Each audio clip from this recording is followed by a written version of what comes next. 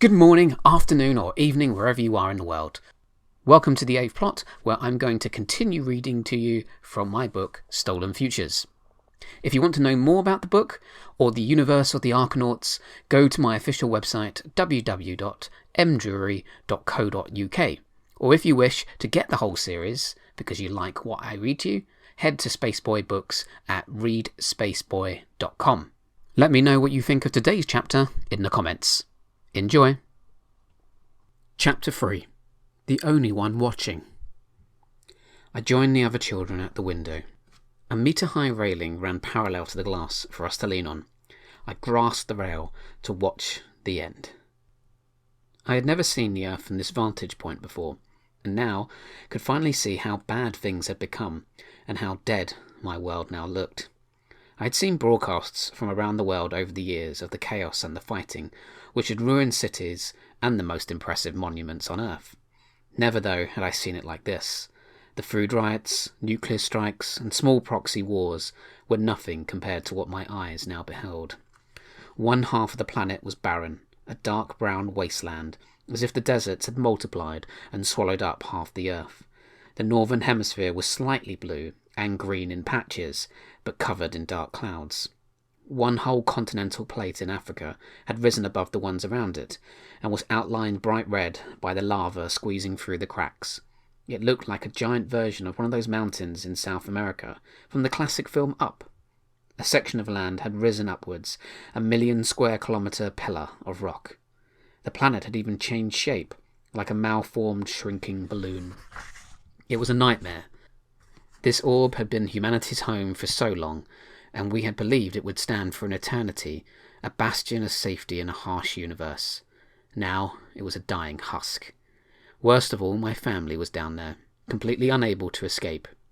We were right above the Indian continent. Vicious cracks were appearing on the Earth's surface. They were red. Magma was rising to the surface. Out of the corner of my eye, down the line of children, I saw one boy turn away. He was the Indian chosen child. I didn't blame him for not looking. I wanted to turn away too, but I couldn't. I felt I owed it to those below to witness their ending. I kind of felt like Superman, or more accurately, Superman's father, Jor-El. It was like I was watching Krypton explode. My world was crumbling right beneath me. The Ark slowly moved away from the planet, getting clear of the disaster. Earth was getting smaller by the second. Then the Destroyer came into view. A stupid name, in my opinion. A news corporation's attempt to be dramatic. I didn't like it because it was cheesy. I hated the name because it was so finite, so hopeless. The Destroyer, this thing that had invaded our planet, was going to win. It was a destroyer, unable to be stopped. I wondered why the human race even tried to survive after giving it that name. Must be human nature. The Destroyer was massive, and had pierced the Earth like the tip of a spear. The point of the vessel was embedded in the middle of the Pacific Ocean where Hawaii used to be. The part of the vessel that wasn't inside the Earth reached beyond the upper atmospheric layers.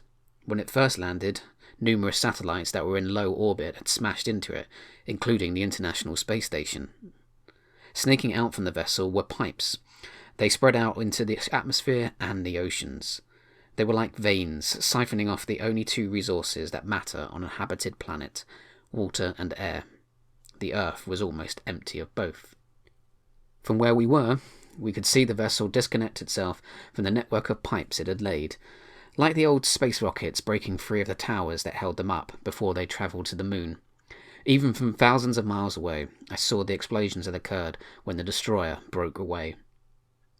This was it. I knew what was going to happen next. The monster ship began to glow as it charged an engine near its tip. The pulse from the engine would allow the massive ship to leave the Earth's gravity. The pulse was an intense burst of energy. On the news, I had seen a nuclear explosion on Earth before, and it was nothing compared to the flash that came from the Destroyer's engines. It was so bright that I had to raise a hand to block out the intense light, which faded as quickly as it had shone. I saw the Destroyer leave our world and head off into space. The pulse's shockwave, which we felt even in space, rippled through the Ark and everyone fell to the floor. I grasped the rail, and I alone stayed upright. I was the only one to see the Earth blow up. The pulse hit the core of the planet, and through the cracks in the crust, the same bright light shone outwards. For a moment, my ugly, wrecked homeworld glowed from within, its last moment of beauty. Then the earth shattered. The plates that made up the crust were thrown away, and the glowing molten mantle of the planet was exposed.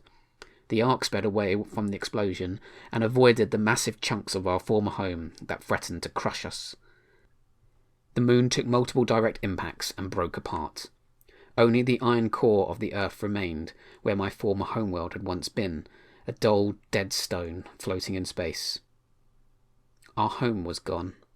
My mum, my dad, Jack, and I saw it all go. Me, Callum Tasker. Thank you for listening to this chapter from Stolen Futures. Please like or comment on this video, and subscribe to The Eighth Plot so you don't miss out on the next instalment of this book. Goodbye.